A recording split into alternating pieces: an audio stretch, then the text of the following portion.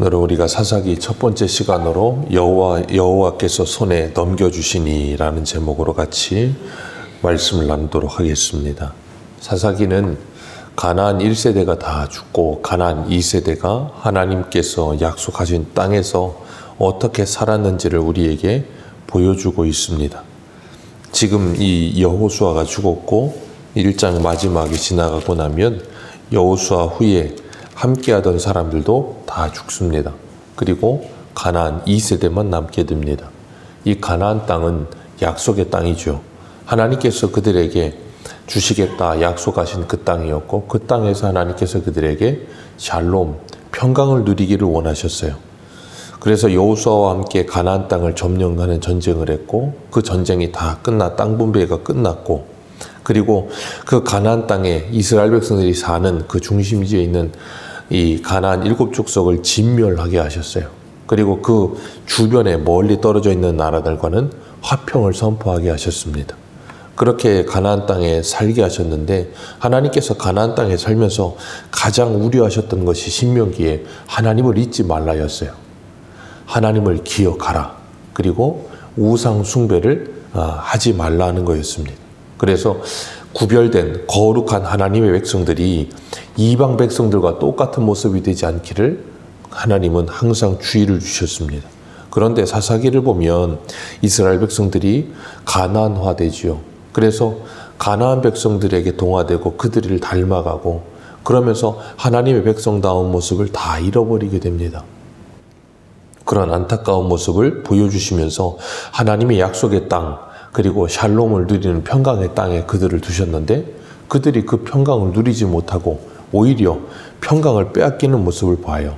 그건 오늘을 살고 있는 우리의 모습과도 너무 닮아 있습니다. 예수 그리스도로 말미암아 하나님이 우리를 구원하시고 하나님의 자녀 삼아주셔서 세상에 주지 못하는 기쁨과 안식을 우리에게 주셨는데 우리가 기쁨과 안식을 누리지 못하고 오히려 세상 사람을 닮아가는 모습을 보일 때가 있어요. 그래서 사사기를 보면서 우리는 우리 안에 하나님의 나라가 임했음에도 불구하고 그 하나님의 통치를 누리지 못하고 내 안에 육체의 소욕이 나를 사로잡아 하나님의 나라가 아니라 나의 나라가 되어 사는 모습을 보게 하십니다. 그래서 사사기 중심 구절 우리 사사기 17장 보여 보겠습니다. 사사기 17장 6절입니다.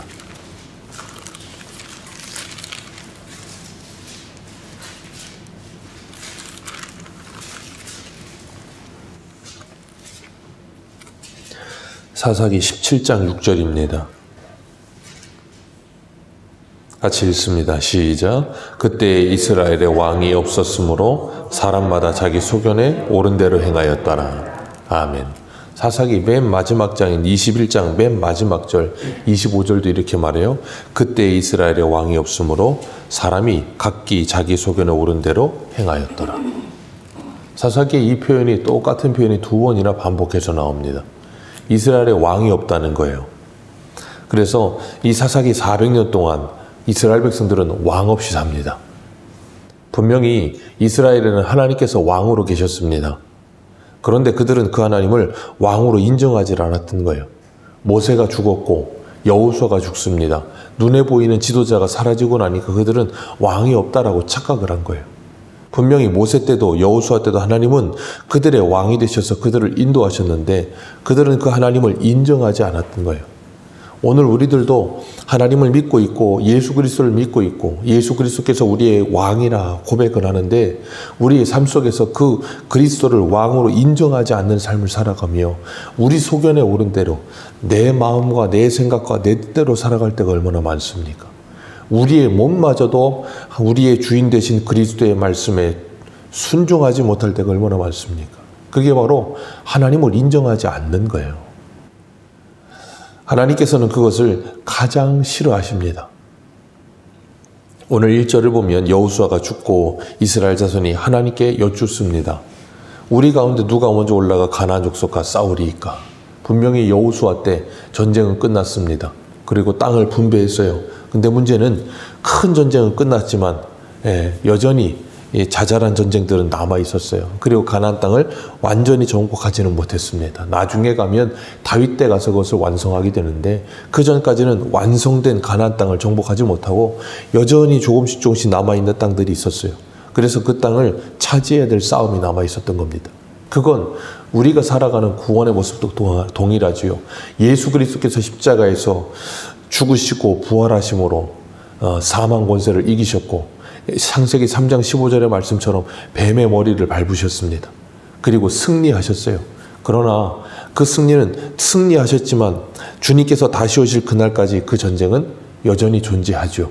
그러나 이미 이긴 전쟁이죠. 주님께서 이긴 전쟁을 우리에게 하게 하십니다. 그렇기 때문에 우리는 주님께서 이기신 전쟁을 주님의 말씀대로 순종하기만 하면 그 이김이 우리에게 승리가 되게 하시도록 이겨놓으셨어요. 그리고 순종하게 하신 겁니다. 이스라엘 백성들이 가나안 땅에 지금 남아있는 땅을 전쟁하는 것과 우리가 구원받고 난 후에 여전히 우리 안에 남아있는 그 영적 전쟁이 남아있는 것과 비슷한 원리예요. 그래서 약속의 땅에 들어가서 그 땅을 점령하는 우리도 구원받았고 하나님의 나라를 살아가며 그 나라를 점령해가는 그 모습이 흡사한 모습인 거죠. 그런데 하나님께서 유다 지파가 올라가라 하시면서 이 땅을 그의 손에 넘겨주었노라 라고 표현하십니다. 이 땅을 너희들의 손에 넘겨주었다. 하나님께 우리 여호수아 한 군데 한번 보겠습니다. 여호수아 1장 한번 가보겠습니다.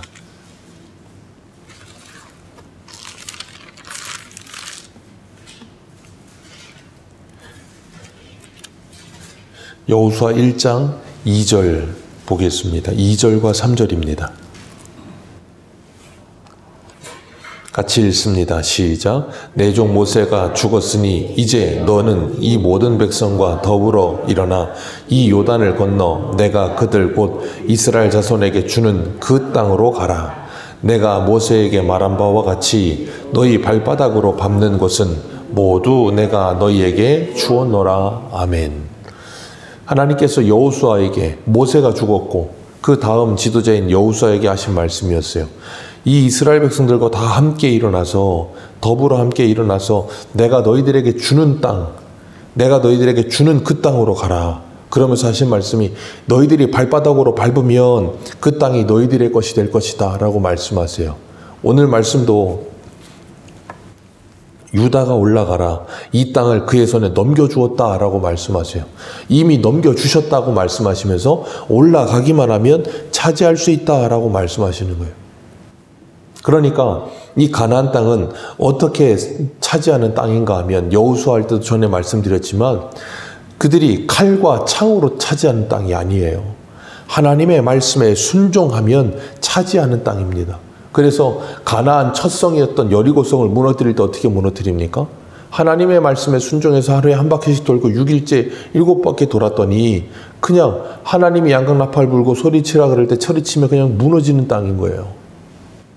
그게 가나안 땅의 전쟁입니다. 그러니까 오늘 우리도 마찬가지입니다. 우리가 싸울 것은 혈과 육이 아닙니다. 공중 권세 잡은 자들이에요.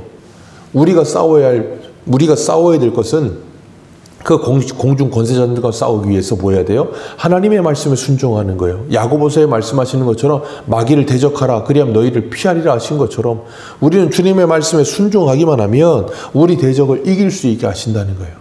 그러면서 오늘 유다가 올라가는데 유다가 누구에게 함께 가게 해요? 3절에 보니까 그 형제 시므온에게 이르되 내가 제비 뽑아 얻을 땅에 나와 함께 올라가서 그렇게 말씀하세요. 나와 함께 올라가서 가나안 족속과 싸우자. 유다 족속은 12지파 중에 가장 큰 민족입니다. 가장 큰 지파예요. 숫자가 가장 많습니다. 근데 시므온은 12지파 중에 가장 작은 지파예요. 사람도 가장 적습니다. 그래서 가장 큰 유다 지파가 시므온 지파랑 같이 올라가면 크게 도움이 되지 않아요. 뭐 군사력적으로 크게 도움이 되거나 어떤 힘이 돼서 같이 올라가지 않은 게 아니에요. 왜 그런가 하면 가나안 땅을 분배받을 때 여호수아에 보면 이 시므온은 유다 지파 땅 한가운데 그냥 분배받습니다. 그 말은 뭐냐면 유다 지파에 흡수되는 거예요. 이 시므온은 창세기에 야곱이 12 아들을 낳았을 때 세겜에서 자기 딸 디나가 세겜 추장에게 강간을 당하죠. 그 일 때문에 그 오라버니였던 레위와 시므온이 그 세겜 사람들이 세겜 추장에 와서 결혼시켜달라 그럴 때 안 시킵니다. 할례 받지 않은 민족하고 못 시킨다. 할례 받아라. 그래 놓고 세겜 땅 사람들 남자들이 다 할례 받으니까 3일 만에 가가지고 다 죽여버리죠. 그 일로 인해서 야곱이 그들에게 이렇게 이야기해요. 창세기 49장 5절에 시몬과 레위는 형제요 그들의 칼은 폭력의 도구로다. 내 호나 그들의 모의에 상관하지 말지어다. 내 영혼아 그들의 집회에 참여하지 말지어다. 그들이 그들의 분노대로 사람을 죽이고 그들의 혈기대로 소의 발목 힘줄을 끊었음이로다. 그 노여움이 혹독하니 저주를 받을 것이요 분기가 맹렬하니 저주를 받을 것이라. 내가 그들을 야곱 중에서 나누며 이스라엘 중에서 흩으리로다. 아멘. 야곱이 아들들에게 하는 말이었어요. 근데 저주를 받을지어다라는 말이 2번이나 나옵니다. 그리고 정말로 그 말대로 그들은 이스라엘 중에 흩어지게 되죠. 그래서 이 레위는 출애굽기에 보면 금송아지 사건으로 인해 모세가 누가 하나님의 표석했느냐 그때 레위가 자원해죠. 그래서 그 레위가 하나님의 편 사람들이 되어서 흩어지는데 이스라엘 12지파에 흩어져서 뭐예요? 제사장의 역할을 감당하죠. 그리고 그 잔해하는 칼이었던 폭력의 도구였던 그 칼을 가지고 이제는 이스라엘 백성들의 신앙을 지키는 그 신앙을 지키는 칼이 되어져서 이스라엘 지파 12지파에 흩어져 있지만 그곳에서 그들과 함께 살아요. 그리고 시므온은 가장 큰 지파였던 유다 지파에 완전히 이렇게 흡수돼 버립니다. 그 한가운데 흡수돼 버려요. 그 유다 지파에서 누가 와요? 예수 그리스도가 오시는 거예요. 그러니까 이 시므온은 뭘 우리에게 보여주는 거냐면 예수 그리스도로 말미암아 우리의 모든 저주가 그리스도 안에서 다 용서함을 받고 그리스도 안에 거하게 되는 성도의 모습을 보여주는 거예요. 그래서 예수 그리스도 연합되어 우리가 하나 되어진다는 걸 보여주는 거예요. 그래서 유다 지파가 가장 미미하고 힘도 가장 적고 가장 연약한 시므온과 같이 올라가자 그러는 거예요. 나와 같이 올라가서 싸우자. 내가 네가 그 분배받은 그 땅 차지하러 갈 때 내가 같이 가줄게. 그러고 있는 거예요. 우리 한 군데만 봅니다. 로마서 15장 1절입니다. 로마서 15장 1절.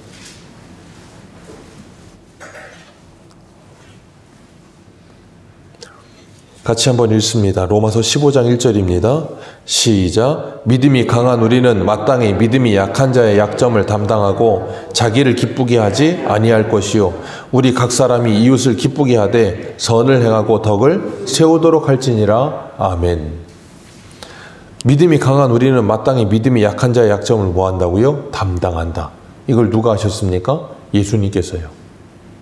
그래서 우리 6절과 7절 같이 읽겠습니다. 시작. 한 마음과 한 입으로 하나님 곧 우리 주 예수 그리스도의 아버지께 영광을 돌리게 하려 하노라.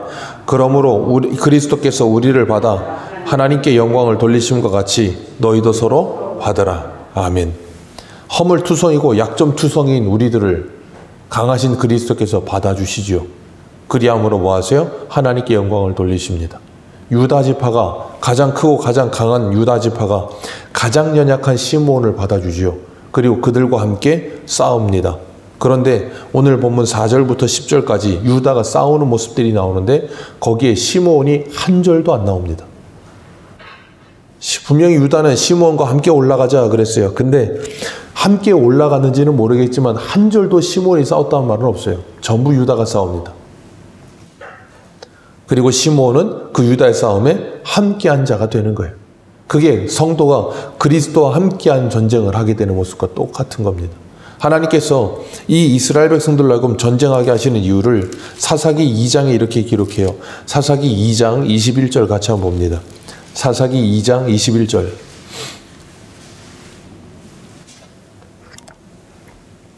사사기 2장 21절입니다. 21절, 22절 같이 읽습니다. 시작.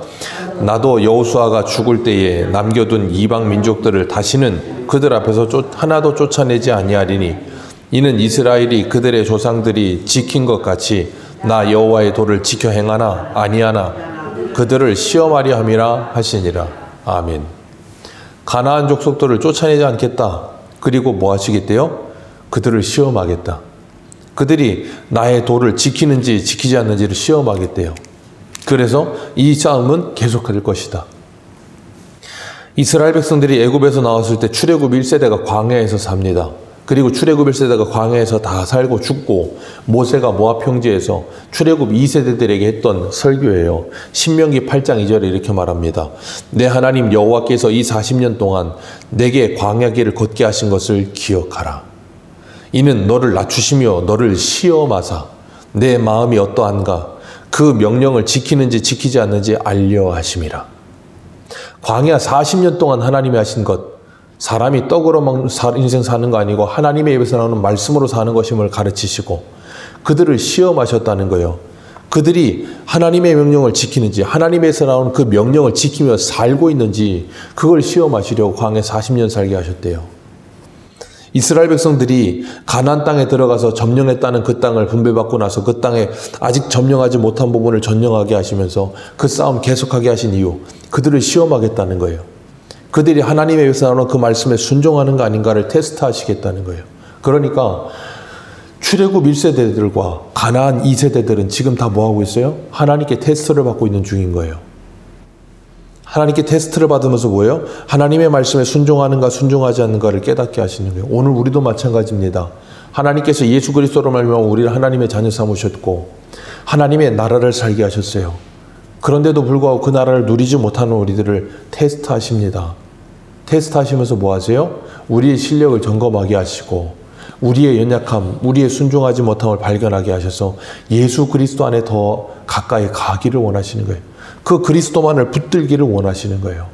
그래서 테스트하시는 겁니다. 우리를 넘어지게 하시는 게 아니라 우리의 실력을 철저하게 알게 하시고 우리의 약함을 철저하게 알게 하셔서 강함 대신 예수 그리스도를 붙들게 하시는 거예요. 제가 주일날 저녁에도 말씀드렸지만 우리의 강함은 우리가 능력이 있고 힘이 있고 우리가 어떤 돌을 닦은 대단한 사람이 돼서 강해지는 게 아니에요. 강하신 그리스도를 붙들면 강해지는 겁니다. 그 예수 그리스도 때문에 내가 강해지는 거지 내가 대단한 사람이 돼서 강해지는 거 아니에요. 그럼 우리는 그리스도와 정반대의 길을 갑니다. 그럼 우리 하나님과 원수된 삶을 살 수밖에 없어요. 왜? 내가 신이 되는 자리에 올라서니까요. 그래서 주님은 이 전쟁을 하게 하시는 거예요. 그리고 6절에 보면 아도니베섹이 나옵니다. 이 아도니베섹은 베섹의 우두머리라는 뜻이에요.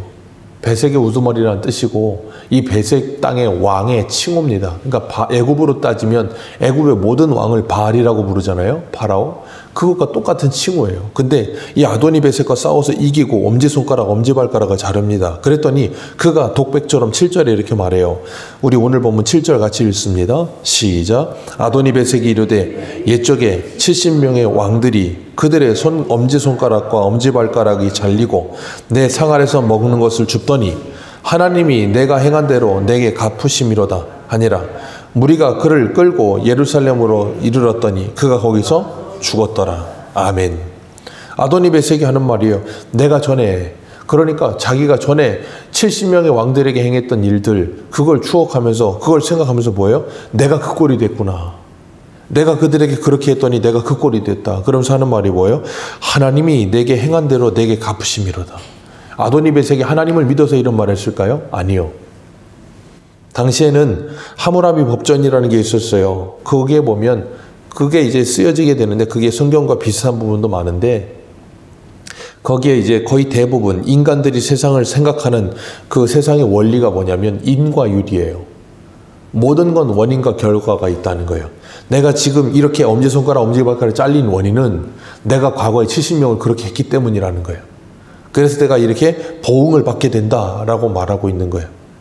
그러면서 이런 말하는 겁니다. 그러니까 이 사람이 하나님을 믿어서가 아니라 우리가 쉽게 말하면 저 하늘님 뭐 그런 표현이 될 수도 있을 것이고 그 사람이 생각하는 아니면 이스라엘 백성들이 믿는 하나님이라고 지칭할 수도 있고 어찌됐든 그 신이 나를 이렇게 벌 주고 있구나. 내가 전에 이렇게 잘못했기 때문에 이렇게 벌 받고 있구나라고 말하고 있는 거예요. 여기서 우리가 하나 깨달을 수 있는 건 믿지 않는 세상 사람도 이런 보응의 원리는 압니다. 그러니까 자기가 뭔가 죄를 지으면 그 죄에 대한 분명한 벌을 받게 된다는 건 알아요. 근데 이 세상의 사람들은 자기들이 그 죄를 받을 거라는 건 생각도 못하고 삽니다. 언제 그걸 알아요? 자기가 심판받을 때 알아요. 그러니까 아도니베섹처럼 이 세상의 왕들도 스스로 왕이라고 생각하는 세상의 사람들도 그들이 지금은 그걸 알지 못하고 아무렇게나 삽니다. 전도서의 11장에 말씀하시는 것처럼 네 젊을 때 네 원하는 마음대로 네 마음대로 살아라. 근데 마지막에는 주님께서 너희들을 그 행한 대로 심판하실 걸 알아라 말씀하신 것처럼 저들은 알지 못하고 온갖 죄악을 저지르고 온갖 악행을 저지르고 살다가 주님 다시 오실 그때에 그 심판대 앞에 서면 아도니베섹처럼 이런 한탄을 하면서 지옥 가게 될 거예요. 그래서 계시록 22장에 보면 12절에 이렇게 말씀하세요. 보라, 내가 속히 오리니 내가 줄 상이 내게 있어 각 사람이 그가 행한 대로 갚아주리라. 하나님은 우리가 행한 대로 갚으신대요. 그러면 성도는 뭘 행합니까? 성도가 행하는 건 딱 하나밖에 없어요. 예수 그리스도를 믿음이에요. 하나님이 그것도 믿음을 선물로 주신 그 선물을 받아 주님을 믿은 것뿐이에요. 주님을 믿고 주님을 따라간 것뿐이에요. 그래서 계시록에 보면 24장로가 자기 머리에서 면류관을 벗어서 머리 언양에 그 보좌 앞에 내려놓잖아요. 왜요? 그 모든 영광이 내게 아니라는 걸 알기 때문에. 그렇기 때문에 우리가 행한 건 아무것도 없어요. 그게 성도가 가지는 자인식이에요. 근데 세상은 몰라요. 왜? 세상은 전부 자기가 한 줄 알아요. 그렇게 사는 겁니다. 그렇기 때문에 성도는 이 땅에서 예수 그리스도를 믿고 날마다 뭐예요? 주님을 알아가면 알아갈수록 겸손해질 수밖에 없어요. 왜? 내 힘으로 할 수 있는 게 아니라는 걸 알기 때문에. 유다가 예루살렘을 점령합니다. 8절에 보면 예루살렘 점령하고 10절에는 헤브론까지 점령을 해요. 이 모든 전쟁에서 유다가 승리합니다. 그 모습 속에서 우리는 뭘 봐요? 예수 그리스도 안에서 성도가 승리할 걸 보는 거예요. 그래서 예수님께서 십자가에 승리하시면서 그 승리할 걸 제자들에게 말씀하시죠. 요한복음 16장 33절에 이것을 너희에게 이르는 것은 너희로 내 안에서 평안을 누리게 하려 함이라. 세상에서는 너희가 환난을 당하나 담대하라. 내가 세상을 이기었느니라. 그 승리를 선포하신 주님께서 우리와 함께 하시고 이기게 하실 줄로 믿습니다. 그렇기 때문에 오늘도 우리의 연약함을 담당하시는 그리스도께서 우리를 받아주심으로 하나님께 영광이 되신 것처럼 저와 여러분들도 이 믿음의 길을 걸어가면서 연약한 자들의 약점을 담당하며 주님의 은혜를 기대하며 이 땅에서 하나님의 나라가 이루어지기를 바라는 복된 삶을 살아가시기를 축복합니다. 기도하겠습니다.